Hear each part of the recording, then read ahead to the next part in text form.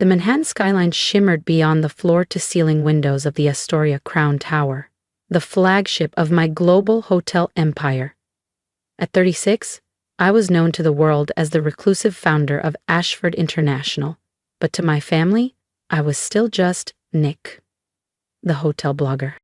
If only they knew their beloved Whitmore Resorts was now just one of many names buried in my acquisition files.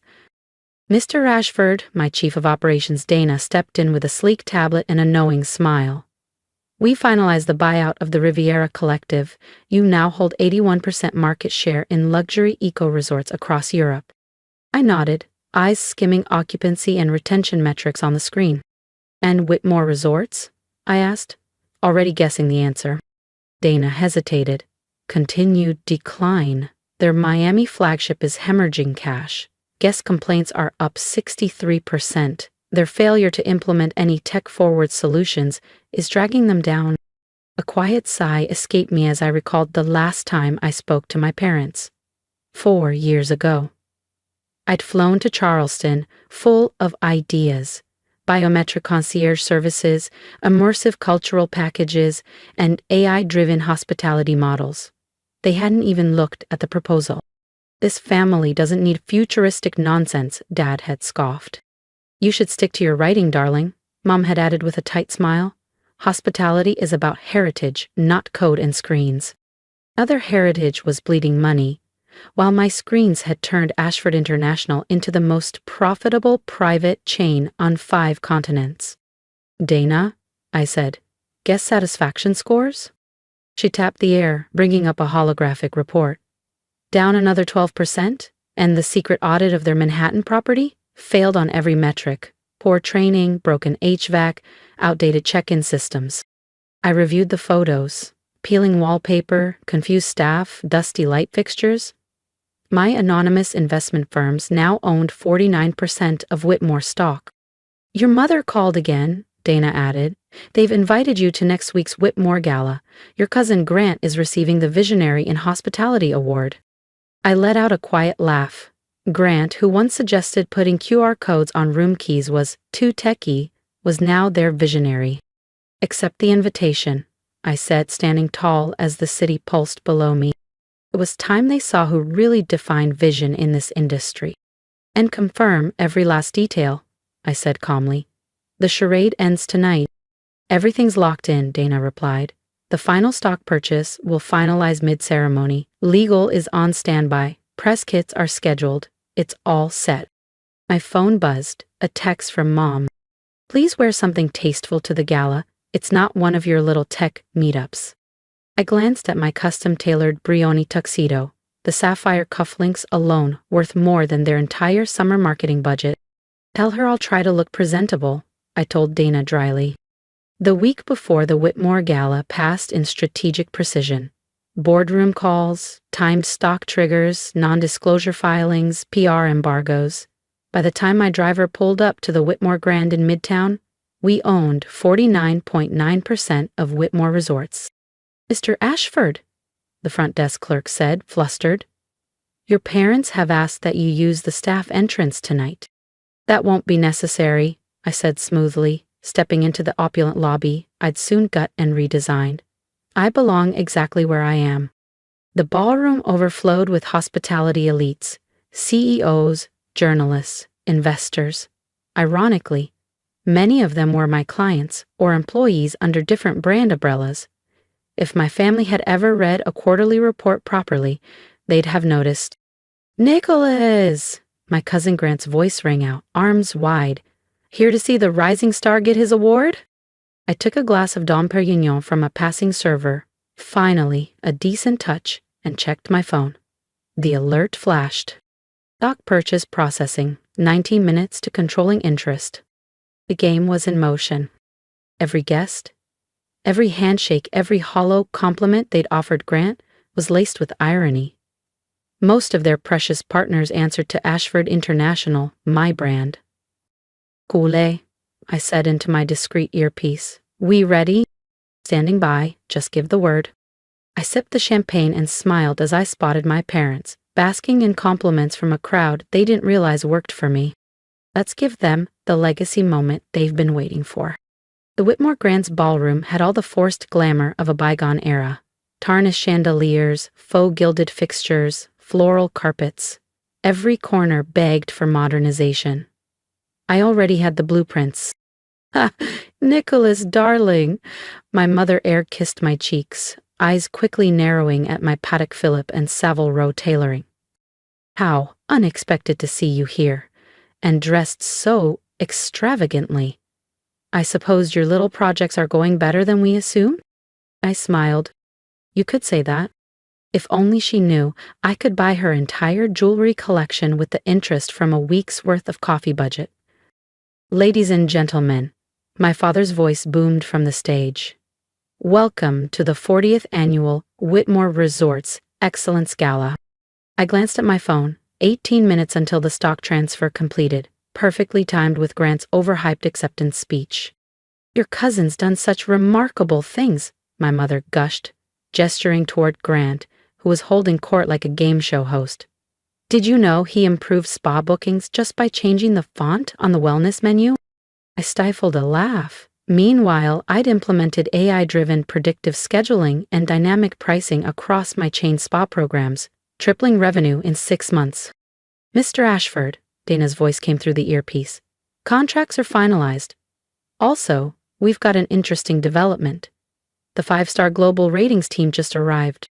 I spotted them near the rear. Perfect. They were the gatekeepers of luxury credibility, and just last week, I'd sent them a comprehensive, anonymously submitted report on Whitmore's operational failures. "And now," my father declared, "the moment we've all been waiting for. The Visionary in Hospitality Award goes to Grant Whitmore." Grant strutted to the podium, soaking in the applause. I caught several respected executives, actually my division heads, hiding grins behind their flutes of champagne. Thank you," Grant began, beaming. "As you all know, innovation is at the heart of Whitmore Resorts, balancing tradition with modern flair." Buzz. My phone vibrated. Transfer complete. I now owned 51% of Whitmore Resorts. "Dana," I murmured, "execute Protocol Alpha." Suddenly the ballroom's grand screens flickered. The outdated Whitmore Resorts crest vanished, replaced by live dashboards of their key performance indicators. Diving guest satisfaction, slashed retention, failed inspections. "What is this?" my father barked, hurrying to the stage as Grant froze mid-sentence. "Ladies and gentlemen," I said, stepping forward, my voice cutting through the stunned silence, "I believe it's time we reviewed some urgent trends affecting this organization." "Nicholas, sit down," my mother hissed. "You're humiliating us." "Am I?" I replied, walking calmly toward the podium. "Or am I finally revealing what poor leadership has done to a once respected legacy?" The screens updated again, this time showing damning metrics. Under current management, Whitmore Resorts has lost 40% of its luxury market share. Guest complaints have tripled. 3 flagship properties are on the verge of losing their 5-star certifications. And the night was just getting started.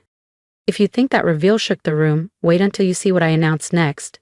Hit subscribe so you don't miss the moment the empire changes hands for good. "How dare you?" my father's voice thundered, his face flushed deep crimson. "Security, remove him." "I wouldn't do that," I said smoothly, tilting my head toward Dana. She stepped forward and handed thick, sealed folders to key executives and industry delegates.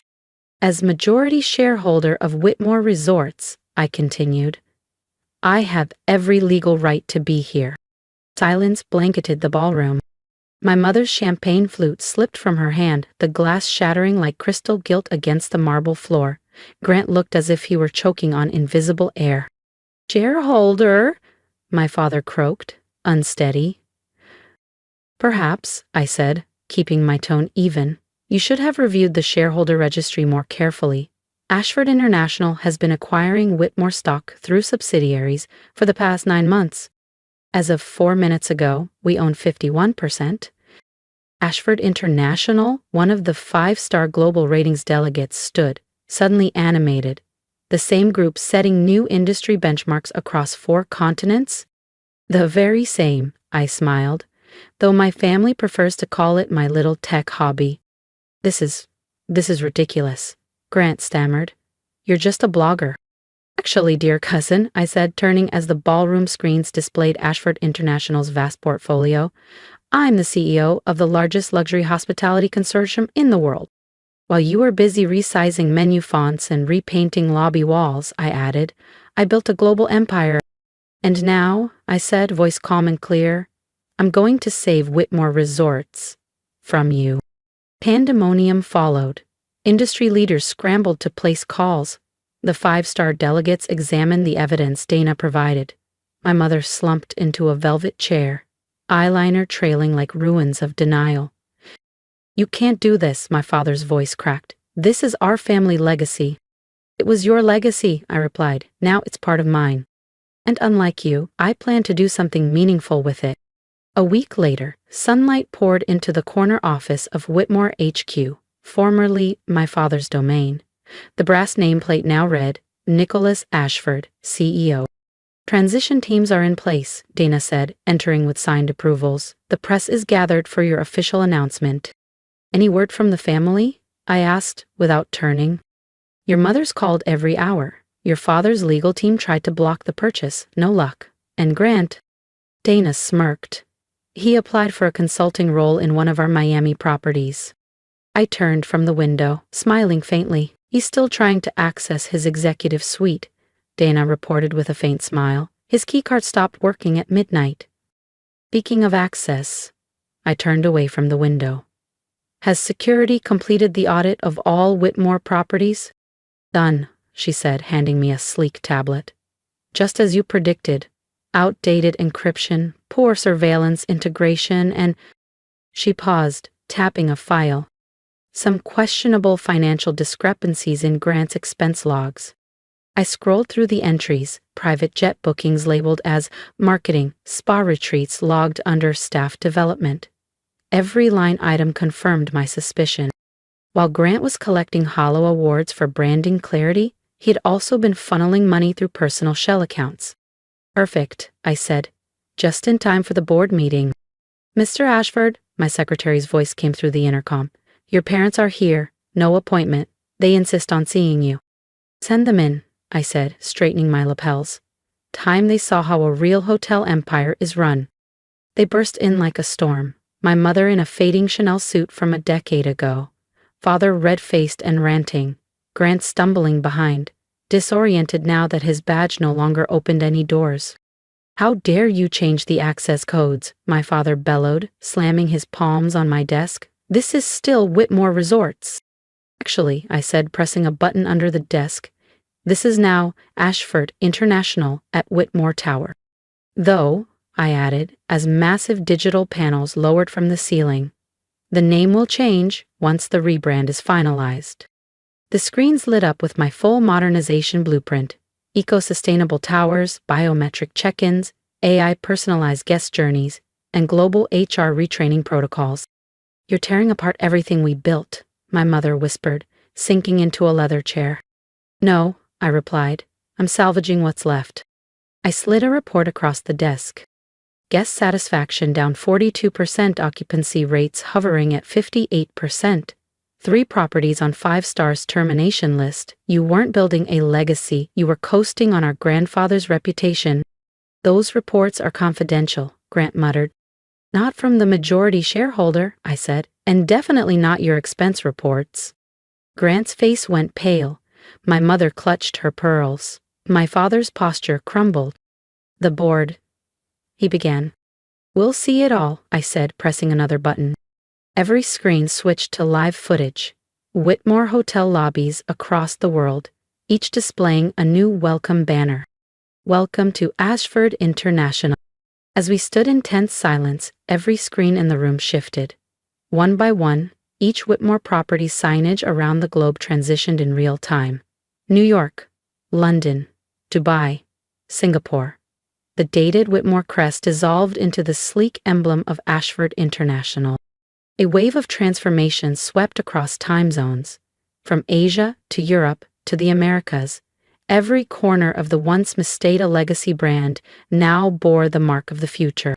Impossible, my mother whispered. The cost alone, she started, her voice cracking. You mean the $2,100,000,000, 0 cents I invested into global modernization? I interrupted, tapping the console. A fraction of what Ashford International generates each quarter. The screens lit up again, this time with internal dashboards. Holdings across 19 countries, vertical integration models, proprietary AI systems, revenue breakdowns from wellness, concierge tech, sustainable infrastructure. Line after line of numbers rose before them, each figure more staggering than the last. Every one of those metrics traced back to innovations they had once sneered at. While you dismissed my ideas, I said, circling the desk, I was building the future of luxury hospitality. Smart rooms that adjust lighting, scent, and temperature to individual preferences. Systems that cut energy costs by 80% without sacrificing elegance. Staff academies now used by competitors across the globe. These gimmicks, I said calmly, are now worth billions. The board meeting begins in 10 minutes, Dana announced, stepping into the office. All directors are present, and the 5-star delegation has taken their seats. Excellent, I said, buttoning my suit. Today we vote to restructure Whitmore Resorts. New leadership, new standards, new vision. You can't just erase us, my father rasped. This company is our life. Was your life, I corrected. Now it's part of something larger. I handed each of them a folder. Inside, conditional buyout terms. You can remain minority shareholders, under very specific conditions, I said. Otherwise, I'll acquire your remaining shares at current valuation. My father's jaw clenched. My mother stared at the floor. Grant flipped through the pages, face turning red. This is blackmail, he blurted. This is business, I replied flatly. The kind you never took seriously. Now then, I added, glancing toward the boardroom, shall we discuss your revolutionary menu fonts? The next hour passed in a flurry of formal motions, unanimous votes, and signed resolutions. By the time the press conference started, Whitmore Resorts was no more. The rebrand had been ratified, the leadership confirmed, and the family's resistance gone. The cameras flashed in rapid bursts. Reporters called out questions. My father sat hollow in the shadows. My mother quietly dabbed at her eyes. Grant looked like a man who'd just watched his empire dissolve between his fingers. Mr. Ashford, one journalist called out, what inspired this takeover of your family's legacy? I turned slowly toward the cameras, then glanced at the faces that had doubted me for years. Let's just say, I began with a quiet smile, sometimes the best way to honor a legacy is to reinvent it entirely. That evening, as the city glittered beyond the floor-to-ceiling glass, Dana stepped in, setting down a stack of press clippings. International coverage is everywhere, she said. The Times, Forbes, Nikkei, Tech Luxury, you've changed the global narrative. Good, I replied, we're just getting started. She hesitated, then added softly, your mother left something at reception. She handed me a cream envelope, inside a handwritten note. We were wrong. All these years, we were so wrong. Please, can we talk? Once? I read it once, then slipped it into the drawer. It would have to wait. There was still so much to build. Dana, I called, returning to the renovation plans, schedule the Global Management Summit for tomorrow, and book the presidential suite in Tokyo for next week. Family reconciliation? She asked. I looked up, just slightly amused. No, global expansion. If you've followed my story this far, I want to hear from you. Truly, what would you have done in my place? When your ideas are mocked, your vision dismissed, your worth measured by outdated standards, how do you respond? Drop a comment, share your thoughts. Let's talk about what it really takes to lead, to evolve, and to reclaim the narrative. And if my story resonates with you, if you've ever been underestimated by the people closest to you, then hit that subscribe button, not just to follow my journey, but to walk beside it. Because this isn't just a story about revenge or business. It's about finding the courage to build what others said was impossible. Here's the truth. The people who try to silence your potential often lack the imagination to understand it. Don't shrink to fit their version of success. Don't wait for approval that will never come. Trust your instincts. Back yourself. And when the time comes, Walk back into the room they told you you didn't belong in. And own it. Your future doesn't need permission. It just needs action. So, what will you build?